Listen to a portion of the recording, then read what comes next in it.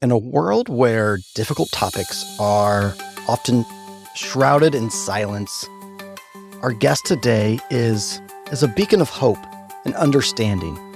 She's an author who has bravely ventured into an area that many find hard to navigate: the impact of addiction on the youngest and often most vulnerable members of our society, our children. All right, y'all, welcome.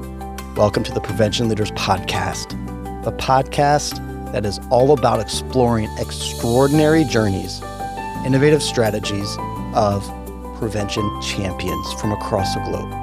We're here to ignite conversations, spark new ideas, and uncover profound insights of those who are reshaping the landscape of prevention and overall wellness.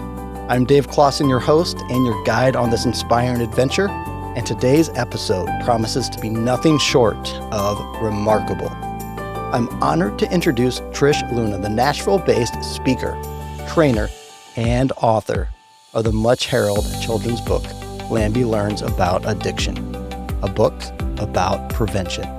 With over 3 decades of experience and a deeply personal connection to the subject matter, Trish has crafted a narrative that is not only educational, but it also empowers and helps heal.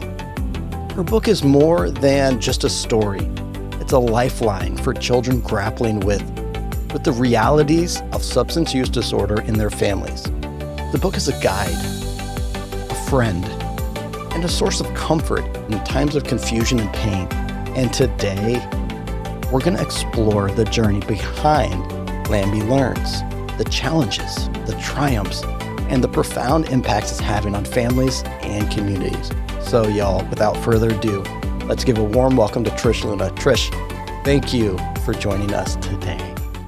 That was such an incredible introduction. I'm waiting for whoever that is to show up. Thank you very much. It's very humbling. To start things off, I was wondering if I could ask you to share a little bit about your background and really what led you to write Lambi Learns About Addiction. So that's where the over 3 decades of experience comes in. This impacted my family when my children were very young. My first husband, their father, Joe, struggled with substance use disorder and eventually lost his life to the disease. And when my young family was facing the reality of the impact on that, on the whole family, not just on Joe and his life, but the ripple effect through our family. And with very young children, we often think, with so many subjects that are difficult, death, loss, any tragedy or grief, the mindset is, oh, just don't talk about it. They won't know.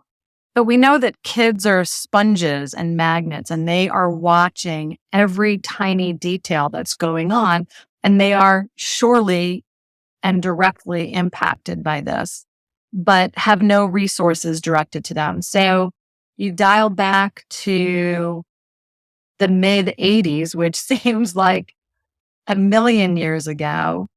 That's when this was coming up in my family. And even when Joe finally realized that he needed inpatient treatment, there was what they called a family program, which just included me. And that was very helpful for me to start to understand codependency and how his addiction was impacting our relationship. Not one person ever mentioned, asked, or talked about our young children. So I kept thinking, I know these kids are impacted, but what am I going to say to them? I don't know what to say. I'm struggling myself to come to terms with this disease. And how could I support Joe in his recovery journey? And How can I support myself? And then what was I going to do with my children?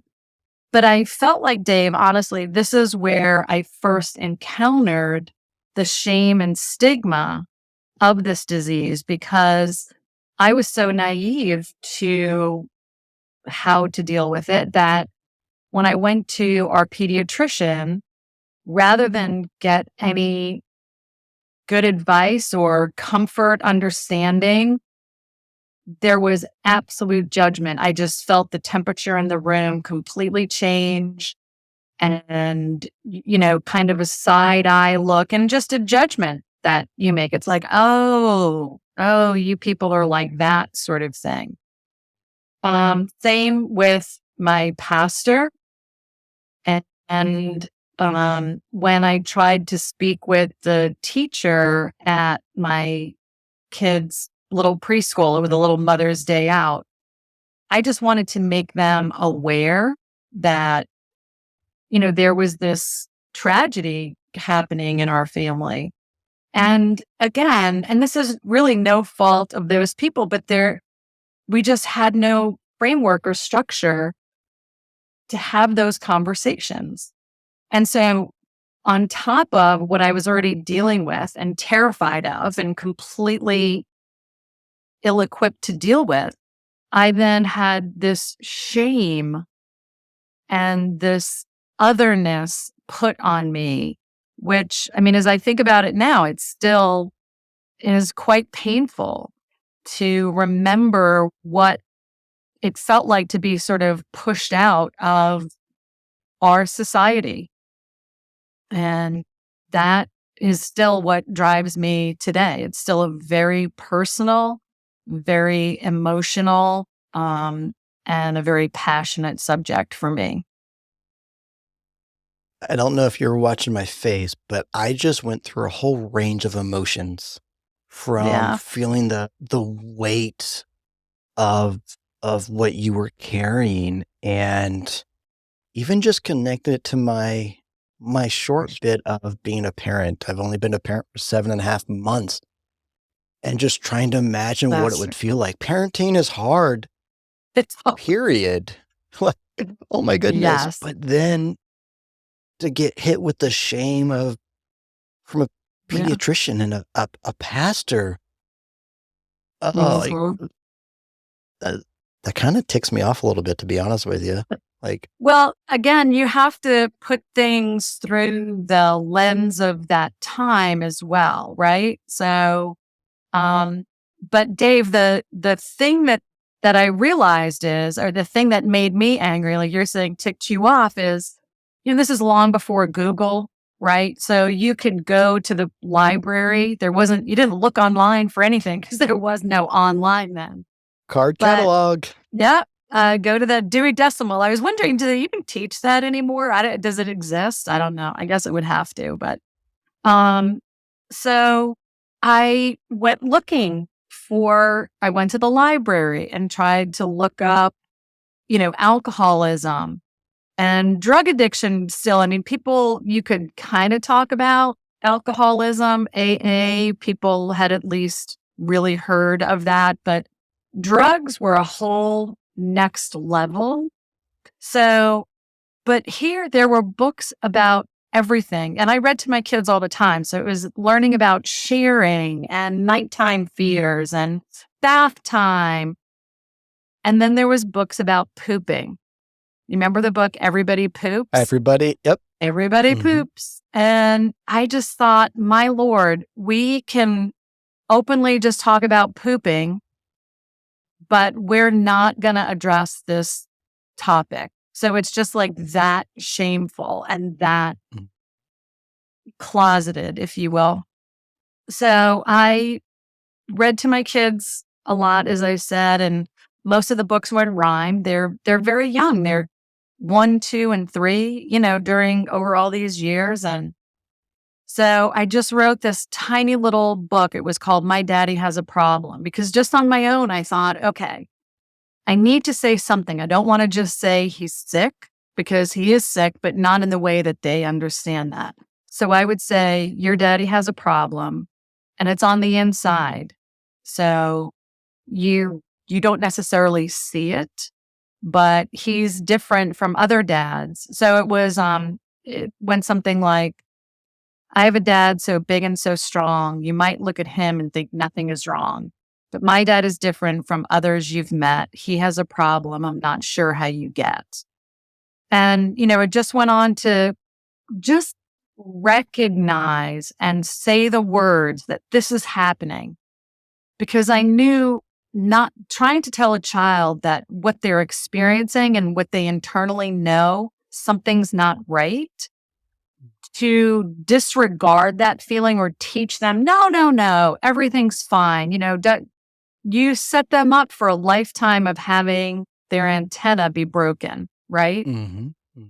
And just instinctively, I knew that this was not the way to go. So I just wrote this little book and sent it off to publishers. And this is when publishing houses and anybody who's self-published a book in this great century knows, back then, the big box publishers determined what the public discourse would be, what was allowable conversation, right? People didn't really even talk about death with kids or separation or incarceration, certainly not mental illness. All of those things we hear now when people share their story of how, oh yeah, this was going on in our house, but we could never, we all had to dress up on Sunday and, just look our best on the outside, no matter what was going on inside. So that was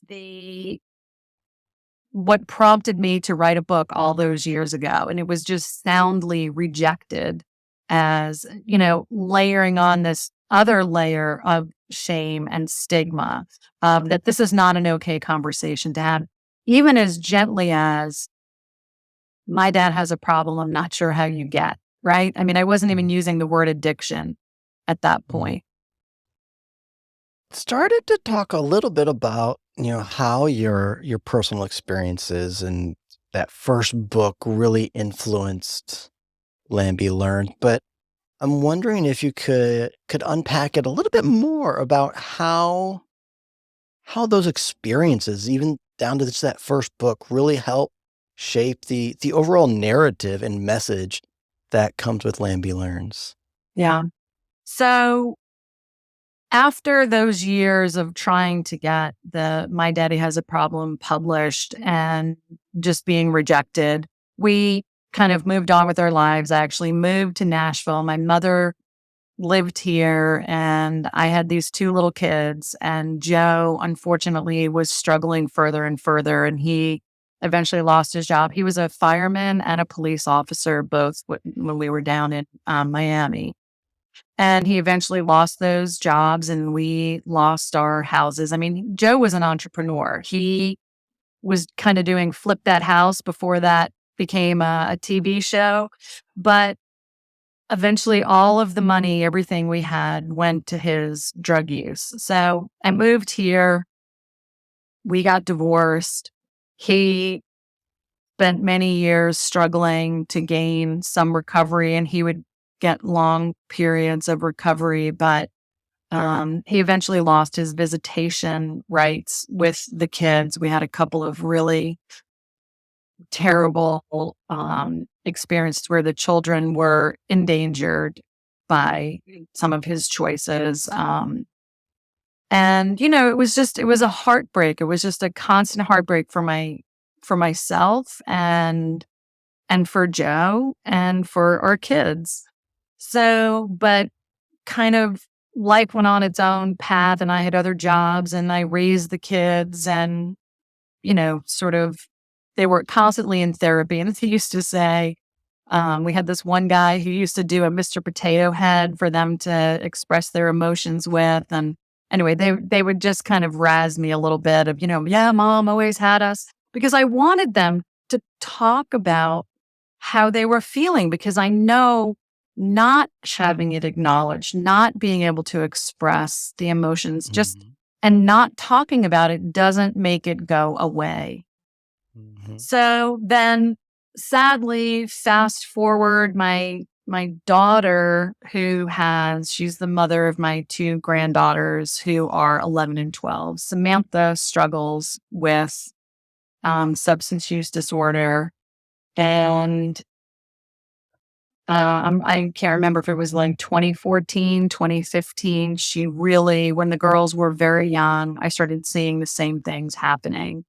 And I just was like, well, surely now there is something that for children to read to your kids. And Dave, there are some books for older children and for parents to help them find some coping tools, but there's still no book that is written directly to be read by or to very young kids. So I thought, well, this is ridiculous. I now have had lots of different experiences. I've done some publishing, had different jobs that I just thought I am going to undertake this now. And one of the things about Lambi that came together, and you were asking what is the impact, and when I look back, I wasn't really aware as it was happening, but my daughter's nickname, her name is Samantha, but we used to call her Sammy Lamb. And it was like Sam Lamb a Ding Dong. And Lambi was just kind of her nickname. And when she was very young, her lovey was a bunny. That was her first little lovey, thing that made her feel safe.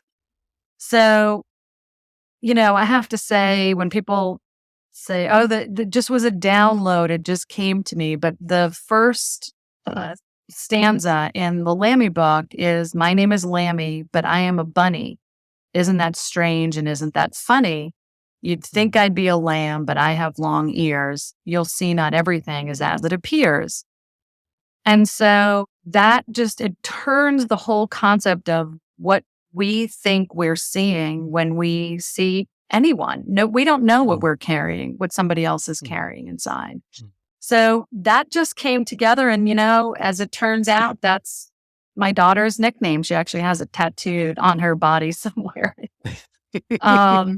And then, the bunny was her lovey. So in some way, it feels like a beautiful ode to Samantha.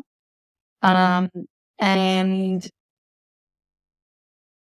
she now has not seen her children for over 3 years. And she's working right now towards seeing what she needs to do to try to establish some visitation with them. But it's just been through FaceTime. And they're 11 and 12. So for the last 3+ years, they have not seen their mom. And as their grandmother, and I'm the one who has them for visits and, trying to keep the conversation going and how do they feel about that and letting them be able to express, because they were exposed to some really traumatic events. And that's hard to hear and hard to know. And yet their mother is a wonderful, wonderful, incredibly kind, beautiful soul who has a terrible disease. And so I always want people to not judge her and think that, oh, she's this terrible person because she has this terrible disease. So that's something else that keeps me focused on helping other people to see the people who are struggling as people who have a disease and not judge them for that, but also be very compassionate and helpful towards all the family members who are impacted by that substance use disorder. Also very powerful and have so many thought, and with those thoughts are different feelings and emotions. Mm-hmm. But most importantly, I believe that you're right where you were supposed to be, doing exactly what you're supposed to be doing. You're simply being prepared for this mission that you are now on, as challenging as those times may have been. I believe you're right here to do and change so many lives. Well, that means I get very emotional, as you can tell, and I always end up crying when I do a presentation or I'm sharing with people, talking with kids, which is my favorite thing to get to do, is really see a child receive a Lambi set or hear the story and really be touched and feel seen by, what do they say? You can't be what you don't see. Mm-hmm. And kids never were able to be in a story or to feel, I remember one of the reasons that I wanted to make the character come to life is I felt like all the quote unquote normal kids would get those fun books like Lily's Pocket Purse or something. And so the little character was there in the little purse. And I thought, oh, that's, so special. And that brings it more to life for the child. And I thought if anybody needs some sense of comfort, it's these kids who are experiencing that. And I'll share something else that really drove me to make the bunny come to life is, I don't know if you remember, there were some police officers in Ohio who came upon a situation where a grandmother and her boyfriend had overdosed in a car, and there was a little boy strapped into the back seat of the car. And, it was met with a lot of controversy. And I actually have the picture. I'm looking at it right now on my desktop because my heart just breaks for all of those people in that situation, right? I mean, we all know that grandmother did not wake up that day and say, I know I'm going to have like the best day of my life and bring this kid with me to go get some drugs and we're going to overdose and leave him terrified sitting in the back. And of course, what that child is feeling is absolute terror and, you know, and the trauma that's happening. So when you think about the officers who came on that scene, what did they have? What did they have to intervene at that moment? And if they had Lambi to hand this child, it's something in that moment to literally cling to. And then to be told that they're not alone, that they're going to be okay. And the officers they're equipped to do something because you know what? You know this as a former officer, and I know it is loving people who are first responders. You're fixers. You're like, how can I fix this? Give me something to make this better. So it's also a driver for me to know this is what I will do as long as I have breath in me and make it as accessible to as many kids as we possibly can who just need to hear those words. Yes. And I'm remembering an interview I did on the Pathways to Prevention podcast for Drug Free America Foundation, and it was with the folks from Movendi. And I'd never actually heard it before, but they use the phrase heart driven. And that comes to mind when you're talking, your heart is what drives you. Yeah. And everything you do is driven by your compassion, your empathy, your genuine caring. I want to tell you that it's so funny that you said that because I have these new little prevention packs, and it's a little pledge card that the kid makes a pledge that they're going to be true to their heart. And on these little wristbands, they say, I am true to my heart. And it really is. It's a heart driven. And here's Lambi. This is everybody in the little deluxe set. It's a Lambi heart keychain. So it is heart driven. And I want kids to know that they can trust their heart. And we're going to teach them to be true to their heart. And a sense of community or belonging, or that somebody else sees your situation, is what saved me. I'm a lifelong Al-Anon member, and to sit in a room where there are people who share my experience Mm-hmm.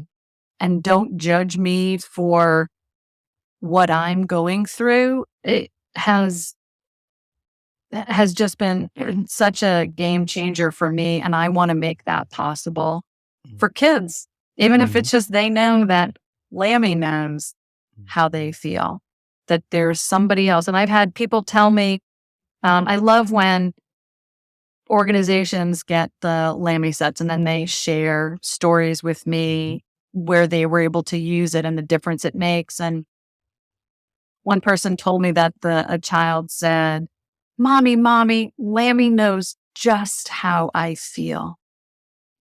And you know what? That's the greatest thing for someone to know, that they're understood and seen.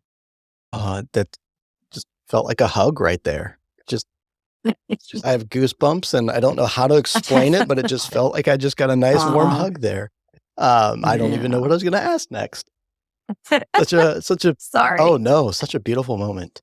Absolutely. I've had the opportunity to interview fascinating people, child psychologists from Norway to Boston Wow. to Texas, and I am not the expert, but some of the things that I have learned, both from my own recovery journey and as I try to learn how to be the best dad that I can be, that first making it safe to have or let yourself feel emotions, then having I'm struggling for the words, but the tools, the processes to process those emotions and then be able to communicate those in a healthy manner.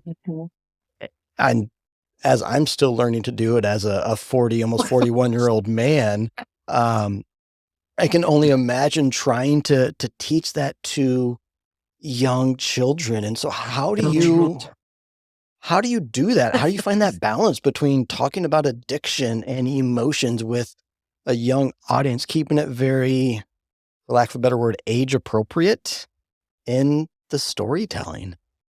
How do you do it? Yeah. Dave's like, okay, and over to you. Yep. Answer that really hard question. I think it's really remarkable how open kids are to wanting to have the space to talk about this issue because they know it's happening. So being recognized and having anyone create the space where they are safe to even acknowledge it themselves, where it's being acknowledged for them and they can acknowledge it, is the most critical step right there. We also know in literacy for children that having the language behind, first language, period, full stop, but then the language behind labeling emotions is critical for their brain development. And you were talking about all the experts that you have spoken to. I mean, I have read deeply and extensively because it's fascinating to me to learn what's happening with these kids and what can we do to your question, what's our best approach? And Dan Siegel, who's very famous in this field, like Bessel van der Kolk and all those other pioneers, is that if you name it, you tame it, right? So if we can name this emotion, our brain can then move on to the next function, which is what to do with it.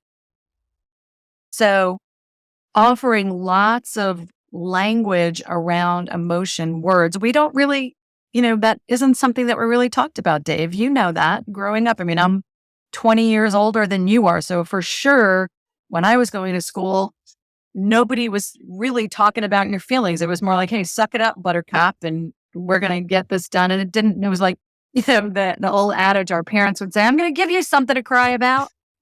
Right. Fun fact, I have a feelings wheel PDF saved to my desktop that actually my therapist gave me because being a combat veteran, former law enforcement, I didn't know how to, I feel, Nope. I don't have words for it. How do you feel? I don't know. I feel, Very clear, Dave. right? I have a feeling wheel. I have to look at So, that thing and map it out. yeah.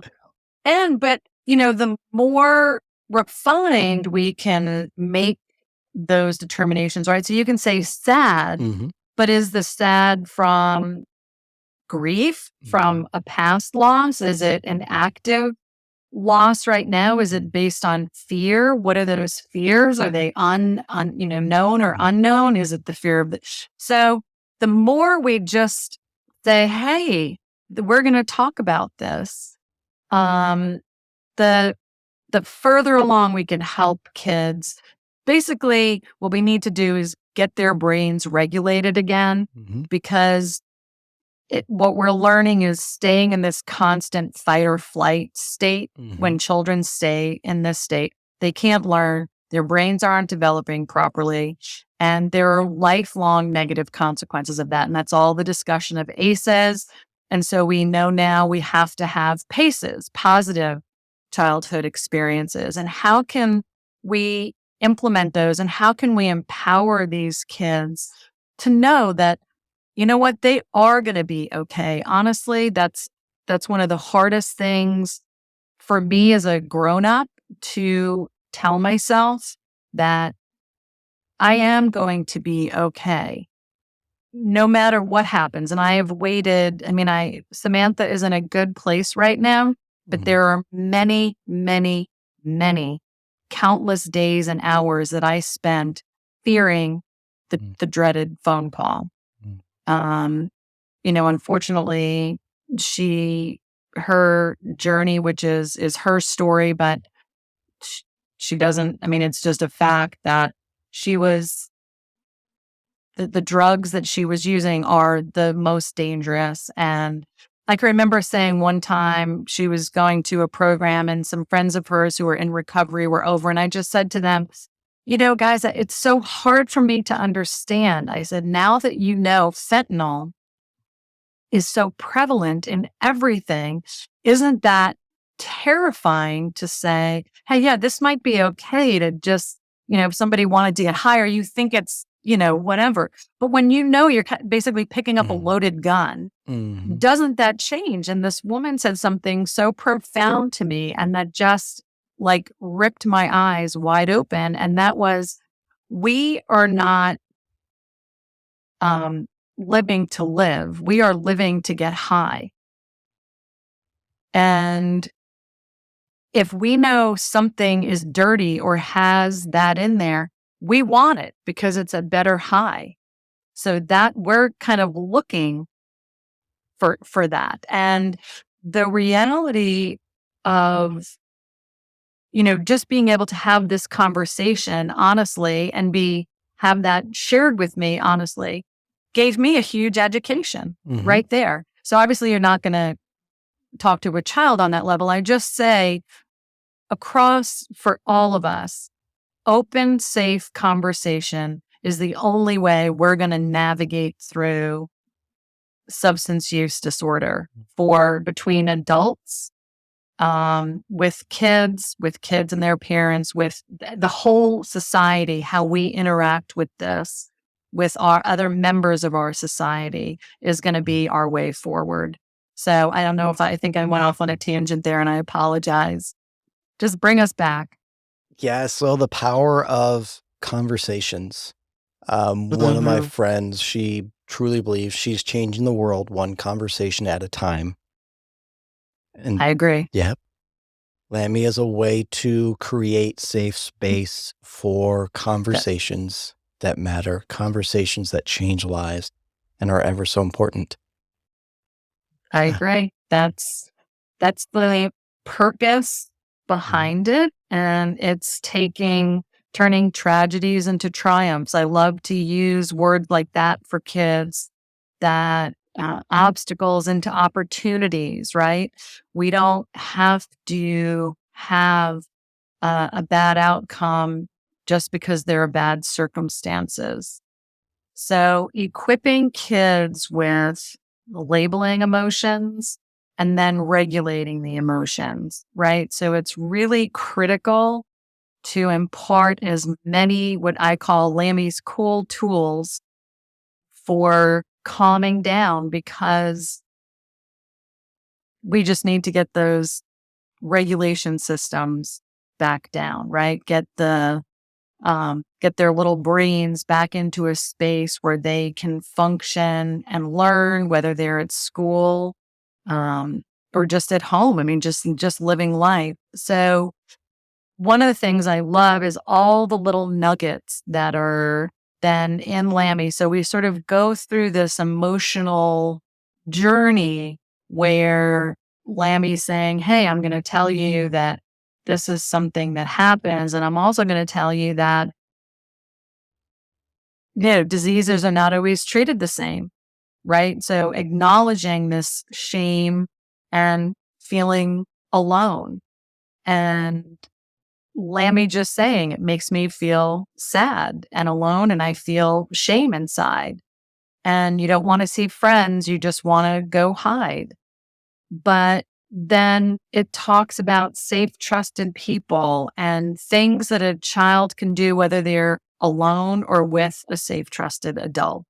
And those are the coping tools. I mean, that's kind of the gold standard. I didn't make them up, but these are evidence-based, trauma-informed, age-appropriate skills. And I love to tell kids, I mean, experts all across the globe just say simple breathing is the number one thing that we can all do. I mean, right now, and when I do a talk or when I'm talking with kids, I always say, let's all do this breath. And you exhale first, and you take this nice deep breath in. And there's nobody who doesn't feel a greater sense of calm after doing that. So I tell these kids that, hey, the things that you're learning, you're going to have to use your whole life. It doesn't go away in childhood. So to learn them when you're young, that makes you cooler, because you're going to know this a lot longer than somebody like me. But I need them. I said, I have to do it when I come out here and I have to talk to you, because that makes me nervous. So, and that lets kids connect to it. So there's a way to make it fun, and you don't have to be dead serious about it. I mean, this is a dead serious topic, but you can make it as light and fun and engaging as possible. And that's also the goal with Lambi. But then critically, and this is the reason that I hope that we're talking, is this prevention piece, right? So now let's take this next level. And that's helping kids to, first of all, identify that this is something that's happening, having this space to talk about it, naming those feelings and emotions, letting them know that they are not alone, that they are going to be okay. How are we going to regulate ourselves and get our systems in a better whole space of how they can interact with life? And then what are we going to do about future choices? And that has been such a beautiful added piece of this that was not in the My Daddy Has a Problem, right? So now that I'm out there and meeting folks like you and all of the friends that we have in common, and every day, right, that you love to connect people, I love to connect people, I love just meeting people. We're all out there trying our best to help. And for us, getting to help kids is the best, right? I mean, seeing a child, to be able to see a difference made right then and there in their eyes is everything. And I said when I did it, if one kid gets helped, it's worth it. And that's happened 1,000 times over. I'd love to just hear a story, if you have one sort of top of mind that maybe you've received from a child or even a family, on sort of the impact that Lambi had in their situation or Yeah. their lives. I'm going to take a long breath and pause because I want to say I don't know if this is going to be something that you feel is shareable because it's so heartbreaking, and I'm going to try to get through it without crying, but I might.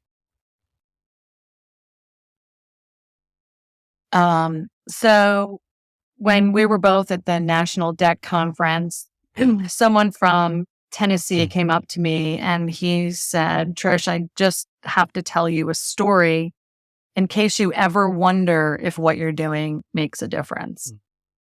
And he said, it's a very hard, sad story. So I was glad for the warning. But there was a situation where some children, 2 little girls, were removed from a drug endangered home. And at that time they were each given a Lambi set. And then they were placed into other care. Unfortunately, that care was also a drug endangered situation. And one of the people in that situation shot and killed the 4-year-old child. And so when they came back on the scene, he said the only thing this little 7-year-old girl had was Lambi that she was clutching. And he said it was the only thing that we could use to tell her this was not her fault. And I mean, I just can't imagine the tragedy and trauma of that. But to feel that if in some small way this met this child in the darkest moment of her life and offered some comfort, I mean, that's the most dire circumstance I have heard of to date. But what better thing than to know you were the first piece in the step towards the light.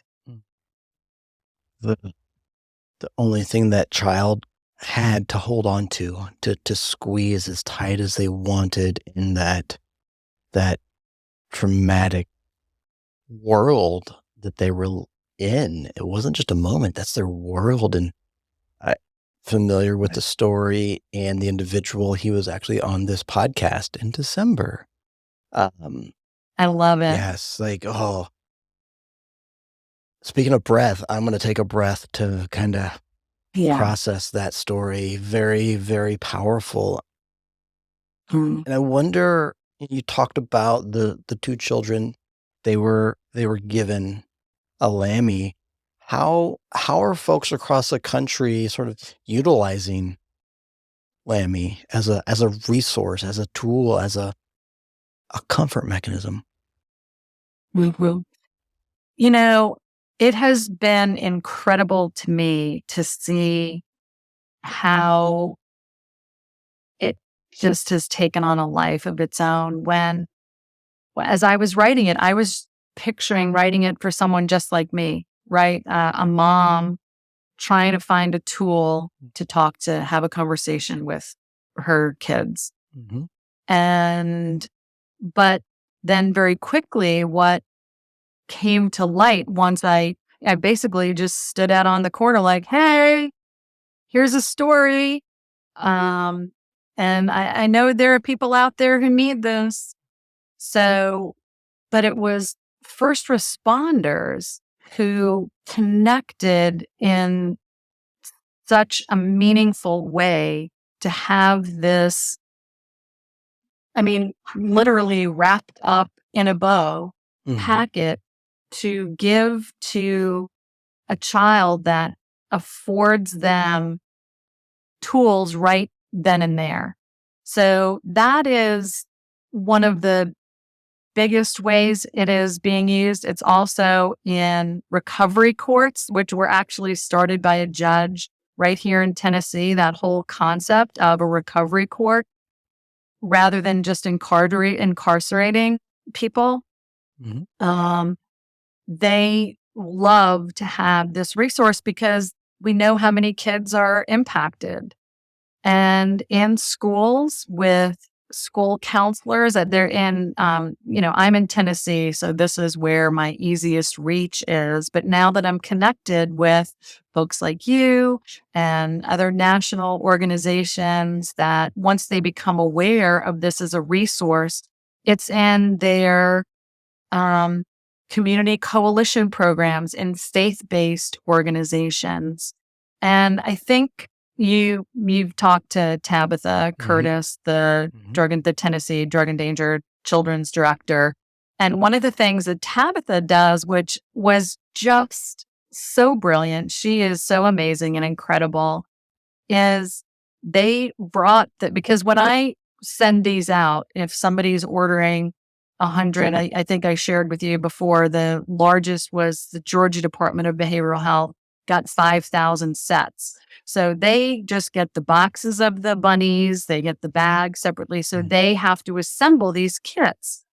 And Tabitha had the brilliant idea of bringing the separate pieces into the women's prison to have the women there put the kits together, which could then be disseminated through the TBI programs and all of the programs that Tabitha is involved in. And I just thought, when she sent me pictures, it is so heartwarming because a lot of these women themselves were drug endangered children, potentially had Mm. children who then were drug endangered.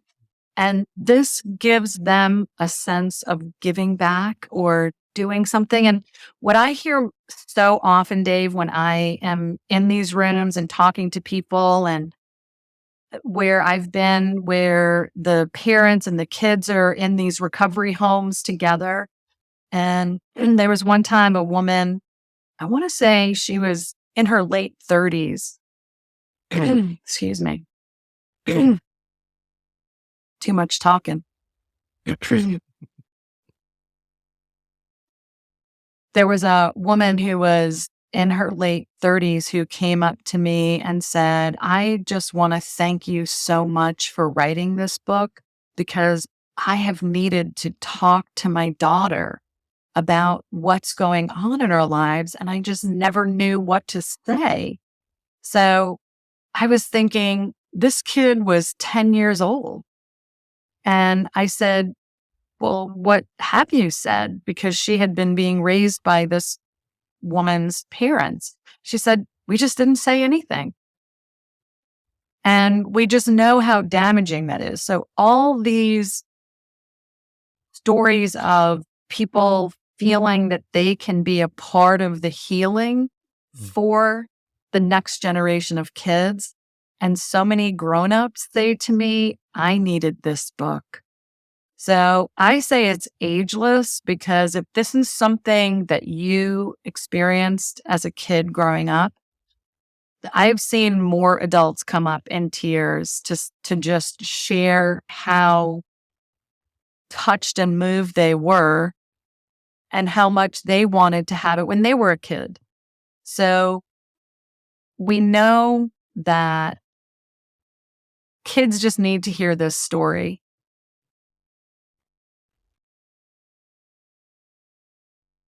So you've already talked a lot about how, from your personal experience, and now Lammy are helping break down the stigma around addiction and changing conversations about addiction in families and communities.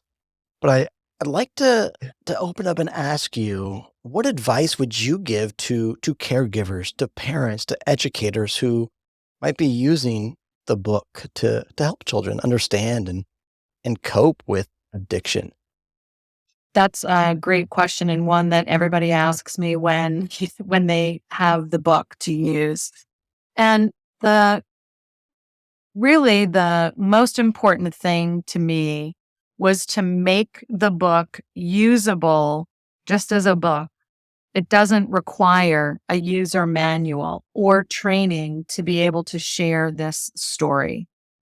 But the more information you have on what is in there and why, I think makes you a better reader of the story. But it can just be read to a kid. What I always say is to get yourself as grounded as possible by using one of the cool tools that Lambi shares. And co-regulation is all the research just points to how critical that is. And that goes for, not a child in a drug endangered environment. I mean, these are rules that apply across our society, that the calmer we are in any situation, if you're going to have a heated conversation or a difficult conversation with anyone about anything, co-regulation and having the calmest state that you can be in is just going to have a better outcome. So I would say you apply that to this book, and you let the child will let you know if it's too much information, too difficult right then. You can see the signs of a kid kind of shutting down, not hearing, not listening. And then just to keep repeating it and keep having, do you have any questions? Making the space to bring up other questions that might come from the story, or use Lambi as, well, what do you think Lambi would do in this situation? Or what did you think about Lambi feeling sad or alone, or looking at their friends doing something and not wanting to participate? Have you ever felt like that? And, kids can also, they are incredible at coming up with kids are resilient. They just are. So, and they want to be happy. So one of the other critical things is kids learn through play and joy. And I always say when I'm doing a presentation, I say, I don't know why we stop skipping as adults. And then I start to skip around the room. Everybody's like, whoa, we didn't know it was one of these kind of presentations. So I think it's about creating a safe, even fun space to engage in the story, and then just keep it alive through continued questions and make Lambi part of the conversation. And what I heard was, don't be afraid to ask them questions.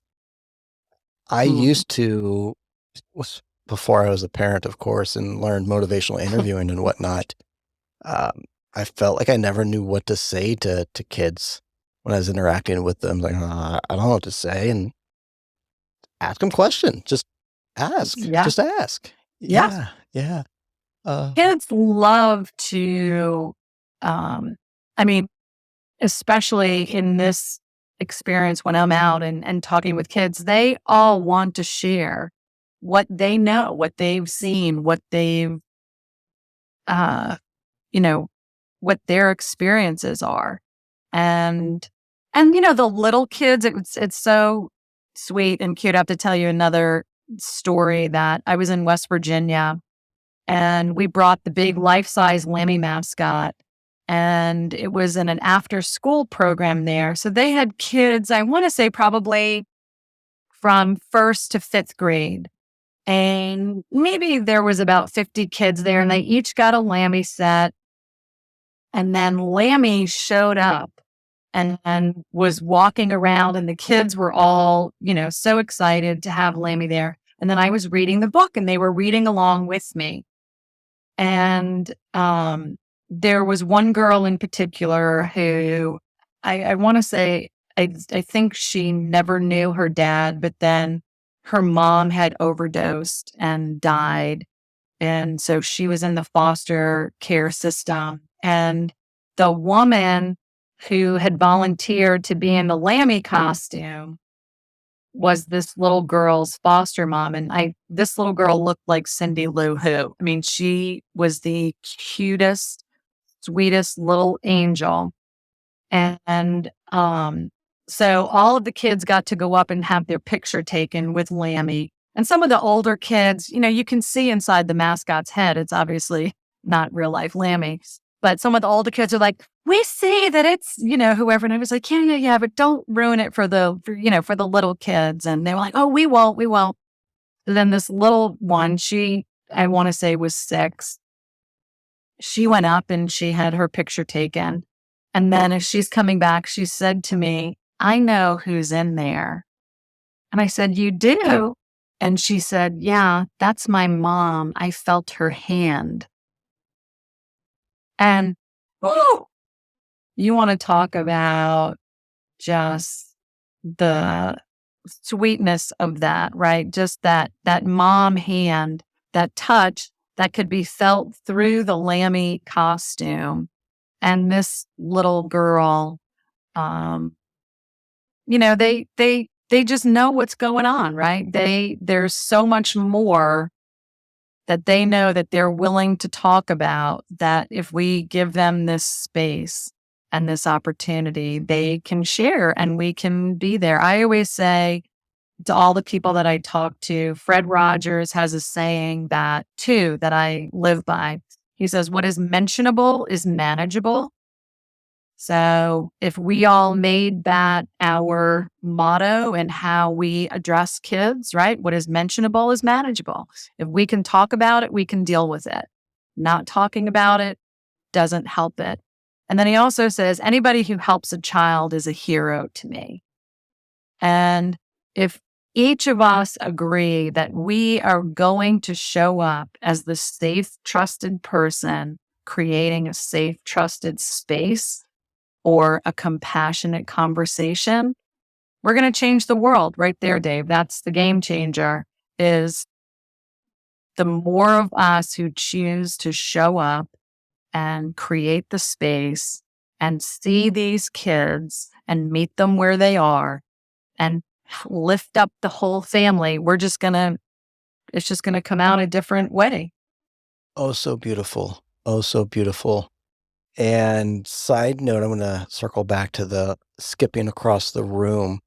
One of the child psychologists that I referenced earlier from Norway actually has a prevention program teaching kids play as a means to spark conversation, connection, and belonging. And she literally goes in and plays games with them and facilitates conversation afterwards.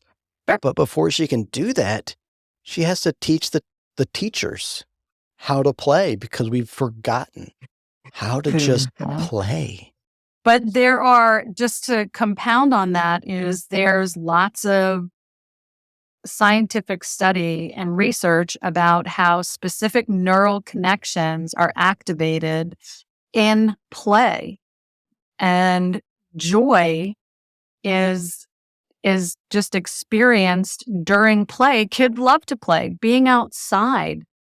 All these mindfulness tools that are packed into the book, the more we know, why is that in there? And what does ecotherapy? Why is that so important? And you know what? We can just do positive imagery and imagine those things, and our brain doesn't know the difference if we're actually there or not. So there's all these sweet little fun pieces in the book. And I have to just talk about my incredible, one of my dearest friends, Kelly Montana, who's the illustrator of the book. The pictures that she created to engage children to be able to see, well, what does positive imagery look like, right? So the words are, basically you can see mountains and beaches and something all covered in snow. And she just has this beautiful scene. And if a kid can learn to do that, the rewards of that for their neural connections are exponential. So I have to meet this person, and we'll just skip around the room together. Right. I'll send you a link to that episode so you can check it out. And I'm Okay. always happy to send an email introduction. Yeah, I love it. I'm going to drop the link to the website, of course, and all the listeners are going to go order a couple kits at the minimum, of course. And Yeah. I'm curious, though, how else can they get involved? What other sort of resources are out there? So the kind of next rollout phase that Lambi is doing is Lambi trainings and going into communities and helping them learn all of the reasons behind why we have the tools that are in Lambi so that they can be used in a richer, deeper way than beyond just reading the story and listen. If that's all that happens, that's great. But so I'm excited to start going out and getting to meet a lot of folks who are the frontline workers, whether they're the teachers, social workers, DCS, recovery court, law enforcement, dealing with drug endangered children, all the different agencies that do that. Going into those trainings, basically training trainers and having them become Lambi learners. So we have this beautiful certificate that folks can become a Lambi learner after going through the training. I love it. I love it. Sign me up. Sign me up. Sign me up. Can I just Let's coordinate and host one? The wheels are already turning in that manner as well. I wonder, to close us out, normally I would, ask, if you were to tell our listeners, remember one thing, you're going to remember this, and ask you to answer, but I'm not going to do that here. I'm going to switch it up. Okay. Mostly kind of selfish, because when you've been reciting short segments from the book, I love it. I want to hear more. So what do you think about closing us out with just one of your favorite rhymes or teaching points from the book? Take your time as well. Yeah. Okay. Yeah. So, Dave, I'm going to share part of the book that I'll give you a little bit of the backstory on, also to just let you know again how personal a story this is. When this book was originally done, it was that the daddy had the problem, because that was what the situation was with my children. And my granddaughter, Maddie, was, I guess she was 11 at the time. She was reading through the book, and it was written from the perspective of the daddy having the substance use disorder problem. And Maddie said to me, Lulu, you really should write a book about a mommy. And when she said that, it just was, pulling the weight off my chest of the heaviness of that. And I said, would you be okay with that? And she said, I think you need to.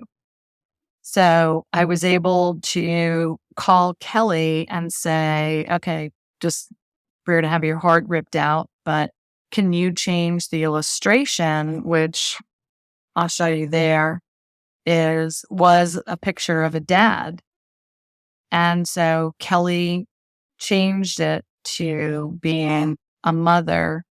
And I just thought, how brave of Maddie to say out loud that this is what's happening with her mommy.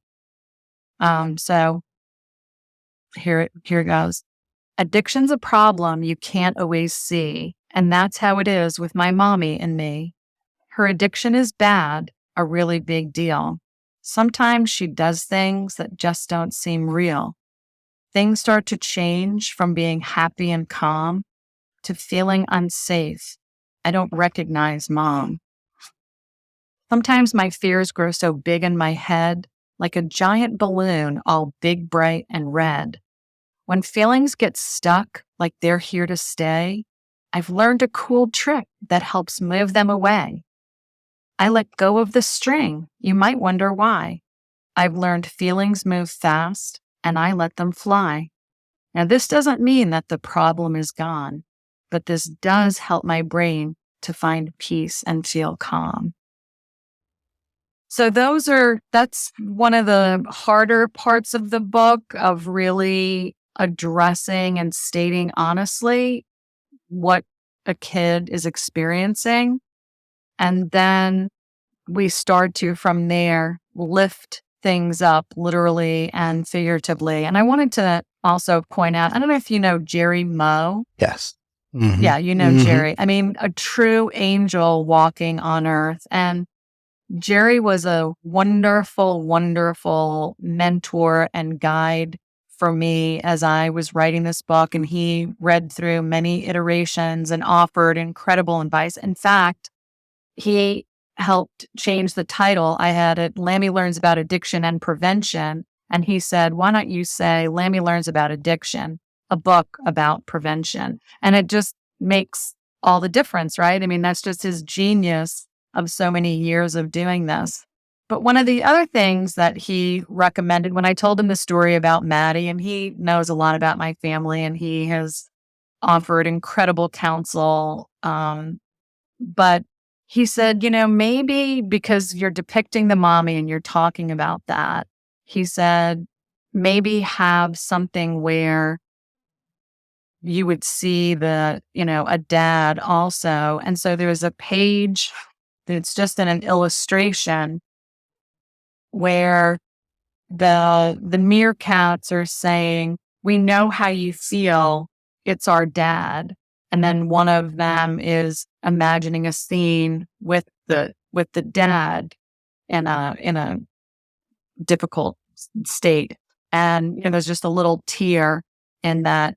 So it was very important to include so many pieces that you could just kind of brush past. Again, if you're just doing a reading, and it's meant to be that, but it's such a richer experience if we can dig into it together and share why those pieces are all in there and what the importance of that is. And I just think it can help make it better and more meaningful for both the reader and the listener.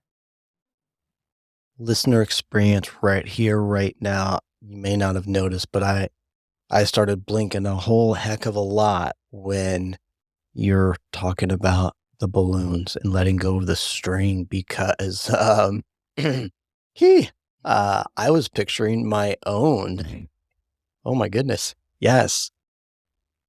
So powerful and relatable, and I can't wait to get my hands on the book and also share it with so many. Like, I have a long list in my head already of people I want to tell about Lambi. Like, yes, I love it. It has been a delight to spend this time with you, connecting and learning. You are a treasure, Dave.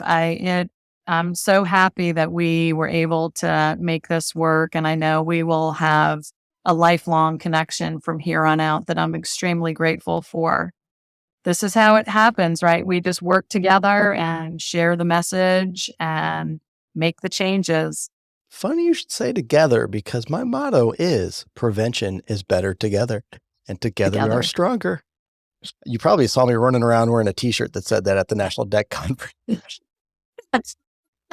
Yes. Oh, good. Better together. Absolutely. Absolutely. Well, again, thank you for being who you are. And I really do believe that you are right where you are supposed to be to change this world. And you're having a profound impact, no doubt about it, on families, on communities, on kids. So please keep on rocking. And you got a friend here in Indiana that's here to also help move this mission along. That concludes this episode. Thanks for tuning in. Be sure to hit the subscribe button and share this episode with a friend before you leave. And we look forward to seeing you on social media, because prevention is better together. Together, we are stronger.